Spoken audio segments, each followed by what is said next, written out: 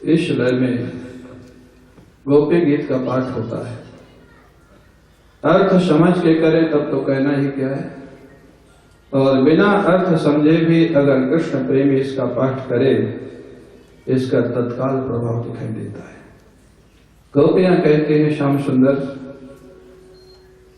तुम्हारे अवतार से सारे ब्रज की जय जयकार हो रही है, वैकुंठ से भी ज्यादा इसकी महिमा बढ़ गई है श्याम सुंदर।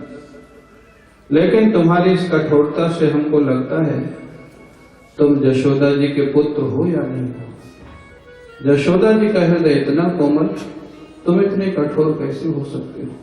श्याम सुंदर, एक समय था हमारे जीवन में जब तुम्हारा वियोग हमको परेशान करता था, तुम्हारी कथा सुन सुन करके हम समय व्यतीत करती थी, कथा सुन करके हमको शांति मिलती थी कन्हैया। लेकिन अब वो समय भी निकल गया, अब कथा हमको शांति नहीं देती, अब तुम्हारी कथा हमको अशांति देती है, कष्ट देती है, दुख देती। कथा दुख देती क्यों? कथा सुनते ही तुमको देखने की व्याकुलता बढ़ जाती है, तुमसे मिलने की व्याकुलता बढ़ जाती है, तुमसे पास रहने की व्याकुलता बढ़ जाती है। अब हम क्या करें? कथा सुने तो समस्या और नहीं सुने तो समस्या। श्याम सुंदर, हमको समझ में नहीं आता हम करें क्या। श्याम सुंदर, आपको मालूम है हमारी दशा। सायंकाल जब तुम गोचारण करके आते हो, दिन भर का वियोग हमारे जीवन में होता है, तुम्हारे श्रीमुख को हम देख करके वियोग को शांत करती। लेकिन तुम्हारे श्रीमुख को इतनी सूक्ष्म बात यहाँ गोपियों ने कहा। गोपियां कहती हैं, तुम्हारे मुख को देखते समय जब हमारी आंख की पलक अगर गिर जाती है तो उस पलक गिरने के व्यवधान से भी हमको कष्ट होता है, और हमको लगता है कि ब्रह्मा अगर हमारे हृदय के प्रेम को पहचानता होता तो हमारी आंखों में पलकों का निर्माण नहीं करता। तुम्हारे दर्शन में पलकों का व्यवधान भी हमको सहन नहीं होता कन्हैया। ये दशा है गोपियों, एक पलक गिर जाए तो भी उनको व्यवधान सहन नहीं। कैसा विलक्षण प्रेम था श्याम सुंदर। हम लौट आए हैं तुमको खोजते हुए, क्यों? हम आगे नहीं गए क्योंकि हम जानते हैं तुम्हारे चरण इतने कोमल हैं, जिनको हम अपने शरीर पर रखने में भी कभी कभी संकोच करते थे कि हमारे शरीर की चोट तुम्हारे चरणों में न लग जाए, उन चरणों में कांटे चुभेंगे सोच करके हमारा हृदय विदीर्ण हो गया और हम बीच से ही लौट आए कन्हैया। ये कहते कहते गोपियां अर्ध मूर्छित होकर के गिर जाती हैं। माने प्रार्थना करने की भी सामर्थ्य समाप्त हो गई, पुकारने की सामर्थ्य समाप्त हो गई, और जहां पुकारने की सामर्थ्य समाप्त हुई, बस यही है साधना का समापन और कृपा का प्रारंभ। जैसे गोपियां मूर्छित होकर के गिरी, उसी समय भगवान श्याम सुंदर पीतांबर से हाथों को बांधे हुए मंद मंद मुस्कुराते हुए सभी गोपियों के मध्य में अचानक प्रकट हो जाते हैं। बोलिए रास बिहारी भगवान की, रास बिहारी भगवान की। ताशामाविरभो चौरिष्मयमान मुखाम्बजः पीतांबरधरः सर्गवी साक्षान् मन्मथा। जैसे भगवान कृष्ण प्रकट हुए, सारे गोपियां उठ के खड़ी हो गई। खड़े होने के बाद गोपियों ने श्री कृष्ण को पकड़ लिया, किसी ने हाथ पकड़ा, किसी ने पैर पकड़ा, किसी ने कमर पकड़ी। क्यों पकड़ लिया? गोपियों को लगता है दोबारा ना भाग जाए। गोपियां कितनी सरल है, उनको लगता है हम पकड़ के रखेंगे तो भाग नहीं पाएंगे। भगवान भागना चाहे तो कौन पकड़ सकते? पकड़ के खड़ी है। एक गोपी आंख बंद करके खड़ी है, भगवान को पकड़ा नहीं, भगवान को देखा और आंख बंद करके खड़ी है। किसी ने पूछा ये क्या कर रही है? बोले उस गोपी को डर लग रहा था कि बाहर के कृष्ण तो कभी, मैं इनका दर्शन करके श्री कृष्ण को हृदय में ले आती हूँ, मेरे हृदय के कृष्ण कभी मेरे को छोड़ के नहीं जाएंगे। कैसे कैसे भाव, हृदय के कृष्ण नहीं जाएंगे। आपने सुना होगा ना, सूरदास जी एक बार रास्ता भूल गए तो भगवान कृष्ण बालक बन के आ गए। सूरदास जी की लठिया पकड़ी, बाबा इधर से आओ, बाबा इधर से आओ बाबा। वो इतना मधुर शब्द भगवान थे। सूरदास जी भी तो भक्त थे, समझ गए, इतना मधुर शब्द किसी संसार के बालक का नहीं हो सकता। ये लगता है मेरा कन्हैया है। लठिया पे धीरे धीरे हाथ बढ़ाते बढ़ाते बढ़ाते सूरदास जी ने श्री कृष्ण का हाथ पकड़ लिया अरे बाबा क्या करते हो, मैं तो रास्ता बताने आया था, मेरे को स्कूल जाना, छोड़ो छोड़ो छोड़ो। सूरदास जी ने कहा अब नहीं छोड़ूंगा, बड़े दिनों में पकड़ गया, अब बिल्कुल नहीं छोड़ूंगा। कन्हैया ने सोचा अच्छा रास्ता बताया तो सूरदास जी ने पकड़ ही लिया, जोर से झटका मारा। भगवान छुड़ाना चाहे तो कौन पकड़ सकता है, झटका मार के छुड़ा के भागे। तो सूरदास जी ने भी ललकार दिया, हाथ छुड़ाए जात हो निबल जानी के मोह, मैं कमजोर हूं इसलिए हाथ झटका दे करके छुड़ा के भाग रहे हो। हाथ छुड़ाए जात हो निबल जान के मोह, हृदय से जब जाओगे सबल कहूंगो तुम्हें। हृदय से निकाल के दिखा दो तो मैं बता दूंगा कि तुम सामर्थ्यवान हो, बाहर से तो भाग जाओ कोई बात नहीं। ऐसे सूरदास, तो ऐसे गोपी आंख बंद करके खड़ी। भगवान कृष्ण ने कहा गोपियों समय व्यतीत करने से फायदा नहीं, चलो जमुना पुलिन पे रासलीला करें जिसलिए तुम लोग आई हो। गोपियां जमुना पुलिन भी तो आ गई। गोपियों ने कहा कि कन्हैया रासलीला तो बाद में करेंगे, हमारा एक प्रश्न है उसका जवाब दीजिए। प्रश्न, गोपियों के मन में प्रश्न। भगवान समझ गए प्रश्न नहीं है, मेरे ऊपर आक्षेप होगा। भगवान फिर विनोद करने लग गए, अच्छा मेरे से कुछ पूछना है? बोले हाँ, तो मेरे लिए आसन की व्यवस्था करो। भाई जैसे पूछा जाता है कुछ सुना जाता है, उसको ऊंचे आसन पे बैठाया जाता है, जैसे आपने हमको बैठा, या जो भी संत महात्मा बोलते हैं उनको ऊपर बैठाया जाता है, हा?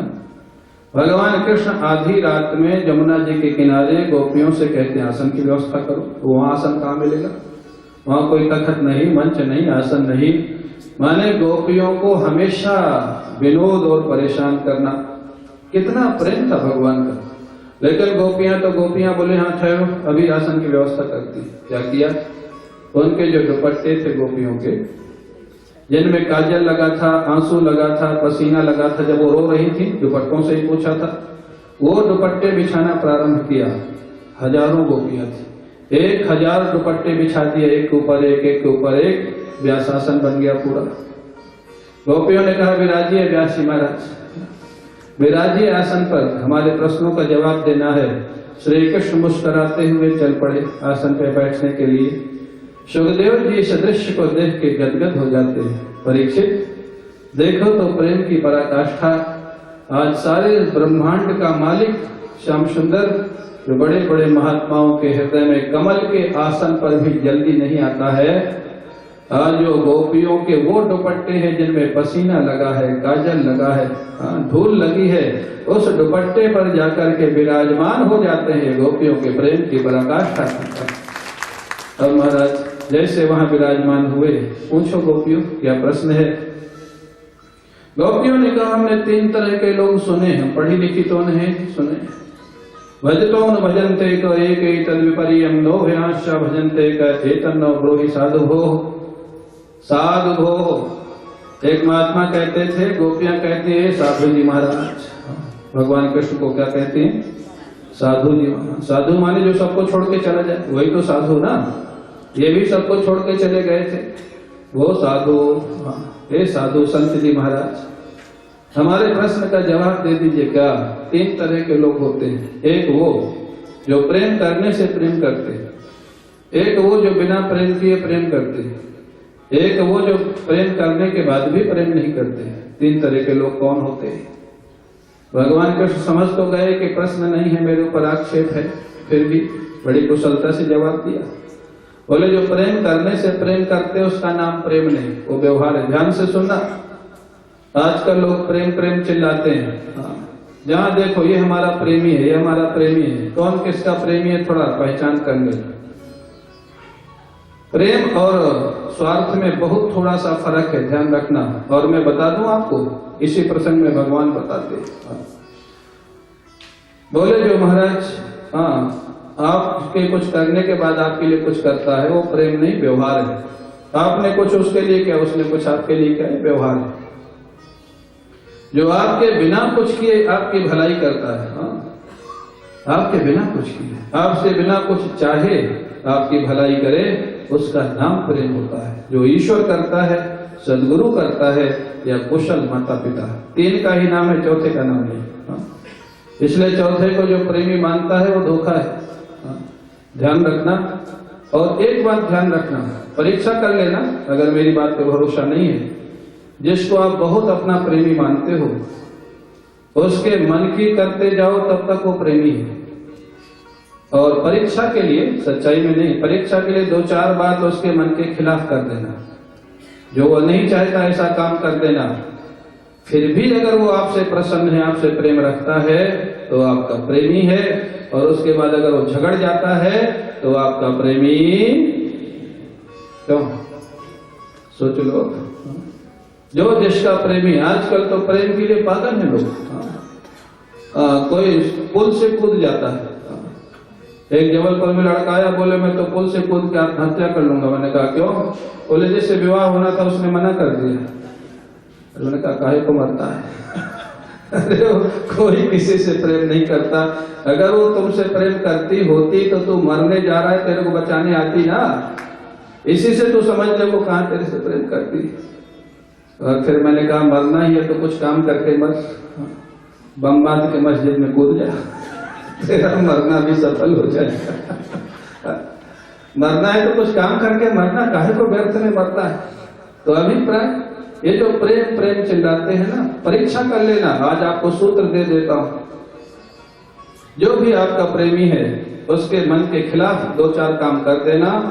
फिर भी अगर वो आपसे प्रेम रखता है तो प्रेमी है, और उससे झगड़ जाता है तो आपका प्रेमी नहीं। दूसरी पहचान, आपका प्रेमी आपको सुखी रख के सुखी रहना चाहता है या अपने को सुखी रख के सुखी रहना चाहता है। बहुत छोटी छोटी बातें हैं, लेकिन जीवन में आपको सहयोग करेंगे, जीवन में सहायता करेंगे। जो लोग पागल हैं, बेवकूफी कर रहे हैं, सारा जीवन लगा देते हैं। वे कहा भगवान ने, बिना कुछ चाहे, बिना किसी अपेक्षा के जो तुम्हारी भलाई करता रहे, बिना किसी अपेक्षा के, आपसे कुछ नहीं चाहता और आपकी भलाई करता रहता है, आपका हित करता रहता है, सहयोग करता रहता है, वही सच्चा प्रेमी होता है। और बोले जो प्रेम करने पर भी प्रेम न करे, वो बोले वो 4 तरह के लोग होते हैं। एक तो ब्रह्मनिष्ठ महापुरुष, जिनकी दृष्टि में दूसरा है नहीं, प्रेम किससे करे। एक आत्माराम, जो भगवान के भजन में इतने डूबे हुए हैं कि दूसरे का भाव पता ही नहीं लगता है, वो भी प्रेम किससे करे। बोले अगर ये दोनों नहीं है तो बोले फिर या तो बहुत बड़ा बेवकूफ है या बहुत बड़ा बदमाश है। वो जानता है कि तुम उसके लिए बहुत कुछ करते हो, लेकिन फिर भी तुम्हारे लिए नहीं करता है, तो यह तो नासमझ है। वो जानता ही नहीं तुम्हारे लिए कौन क्या कर रहा है। और अगर जानता है फिर भी नहीं करता है तो बहुत बड़ा अपराधी है, बदमाश है, उससे सावधान रहना। जवाब तो दे दिया भगवान ने। विशाखा ने ललिता से पूछा, श्री कृष्ण का नंबर चारों में किस में है? आक्षेप तो उन्हीं पे था, ये ब्रह्मनिष्ठ हैं। बोले ब्रह्मनिष्ठ तो है नहीं, ब्रह्मनिष्ठ होते तो गोपियों से छेड़छाड़ नहीं करते। बोले पूर्ण काम है, पूर्ण काम भी नहीं है, नहीं तो माखन चोरी नहीं करते। जो चोरी करे वो पूर्ण काम कैसा? और बोले फिर ये नासमझ है, बोले नासमझ भी नहीं है, इन्होंने वरदान दिया महाराज करने का और यही छोड़ के चले गए। नासमझ कैसे? ये समझ जानबूझ के किया। बोले फिर, बोले चौथा नंबर घट रहा है, ये महान अपराधी। गोपियों की अदालत में श्री कृष्ण को क्या सिद्ध किया? महान अपराधी। श्री कृष्ण ने कहा ठहरो, व्यासासन पे मैं बैठा हूं, निर्णय तुम लोग दे रहे हो और मेरे ऊपर ही निर्णय दे रहे हो, महान अपराधी। भगवान कृष्ण ने कहा भाई तुमने पूछा था, जो प्रश्न पूछे थे उनका जवाब मैंने दिया, मैं क्यों छिप गया था तुमने पूछा, मैंने बताया। बोले तो अब बता दीजिए। भगवान कृष्ण ने कहा गोपियों न पारई हम निर्वद्ध संयोजाम स्वसाधु कृत्यम विवधायुषाप्य। ऐसा विलक्षण जवाब दिया भगवान ने। अरे गोपियों, तुम्हारे जैसे निश्चल प्रेम का बदला मैं देवताओं की आयु लेकर के भी चुकाना चाहूं तो नहीं चुका सकता। तुमने निश्चल प्रेम मेरे से किया है, सारी दुनिया को छोड़ करके, फिर छिप क्यों गए थे? गोपियों सच बताओ, अगर मैं नहीं छिपता तो तुम्हारे हृदय में छिपा हुआ जो गोपी गीत था, जो मैं दुनिया को सुनाना चाहता था, ये तुम्हारे हृदय से निकलने वाला नहीं था। तुम्हारे हृदय का प्रेम प्रकट हो जाए, जैसे दुनिया समझ जाए प्रेम का स्वरूप क्या होता है। दुनिया को बताने के लिए, मैं तुम्हारे प्रेम को प्रकट करने के लिए मैं छिप गया था। गोपियों, मैं तुम्हारा हमेशा ऋणी रहूंगा, मैं तुम्हारे प्रेम से कभी उऋण नहीं हो सकता है। भगवान कहते हैं गोपियां प्रसन्न हो गई, यमुना पुलिन पर आ गई और रासलीला प्रारंभ हो गई दोबारा। महाराज 3 क्रम में प्रारंभ हुआ। मध्य में श्री कृष्ण और श्री राधा रानी, चारों तरफ गोपियां नृत्य कर रही। बोले महाराज नृत्य ताल गति के साथ हो रहा है। वृंदावन का आसमान देवताओं के विमानों से भरा हुआ है। देवता लोग अपने अपनी पत्नियों के साथ इस लीला का दर्शन करने आए हैं। सारे देवता वृंदावन के आसमान में विमानों में बैठे हैं। देवता और देवियां सोचते हैं हम देवता क्यों बने, हम भी ब्रज की गोपी होते तो आज हम भी रास लीला में शामिल होते। हम देवता बने इसलिए रास लीला में शामिल नहीं हो सकते। देवता तो देख रहे थे, भगवान शंकर भी देख रहे थे। भगवान शंकर बोल दिए हम गोपी बने या गोप बने हम तो जाएंगे। वो तो आ गए महाराज रास लीला में। गोपियों ने मना कर दिया यहाँ पुरुष का प्रवेश नहीं है, तो बोले हम गोपी बन जाएंगे। गोपी बनकर, इसीलिए वृंदावन में गोपेश्वर महादेव का मंदिर है, वही गोपेश्वर महादेव। गोपी बन के जिस लीला में कामदेव को भस्म करने वाले भगवान शंकर शामिल हो गए, वो कितनी दिव्य लीला होगी। वो लीला प्रारंभ हुई महाराज, हजारों की संख्या में गोपियां, और गोपियों ने जब संकल्प किया जैसे ठाकुर जी राधा रानी के साथ नृत्य करते हैं, कितना अच्छा होता अगर हमारे साथ भी करते। भगवान ने संकल्प किया और जितनी हजार गोपियां थी उतने हजार श्री कृष्ण प्रकट हो जाते हैं। और अब रासलीला का विलक्षण दृश्य होता है, एक गोपी एक कृष्ण, एक गोपी एक कृष्ण। अब उस दृश्य को आप देखें, कितनी दिव्य आनंदमय लीला है। जहाँ बड़े बड़े देवता विमानों पे खड़े, पूर्णिमा का चंद्रमा निकला हुआ है, चंद्रदेव भी देख रहा है, फूलों की वर्षा हो रही है, मधुर मधुर ध्वनि में दुंदुभी आकाश में बज रही है, रासलीला ताल गति से चल रही है। गोपियों के पैरों के घुंघरू उसके साथ ध्वनि का सम्मेलन कर रहे हैं, मिलन हो रहा है। अब महाराज श्री कृष्ण वाह वाह वाह की ध्वनि निकाल रहे हैं, गोपियों को प्रोत्साहित करते। घंटों तक वो रासलीला चली, घंटों तक गोपियां थकने लग गई, भगवान तो थके नहीं। गोपियां जब थकने लग गई तो उनको महाराज पसीना आने लग गया। तो जानते हो भगवान गोपियों को पंखा झलते। आज सेवक स्वामी की सेवा नहीं कर रहा, आज स्वामी सेवक की सेवा कर रहा है। भगवान गोपियों को पंखा झलते हैं, उनका पसीना पोंछते हैं। और जब थकान हो गई तो भगवान गोपियों के साथ जमुना जी में स्नान के लिए प्रवेश करते हैं। स्नान किया, फिर जल विहार, पानी फेंक फेंक करके जल क्रीड़ा करने लग गए गोपियों के साथ। देवता इस दृश्य को देख करके लालायित हो गए।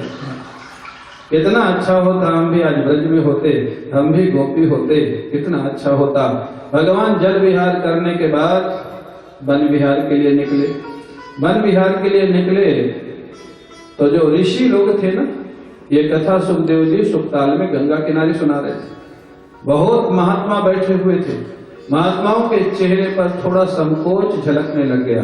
इस कथा को सुनकर भगवान क्या लीला करे, नाच रहे गा रहे गोपियों के साथ। सुखदेव जी ने लीला को बंद कर दिया सुनाना। क्यों?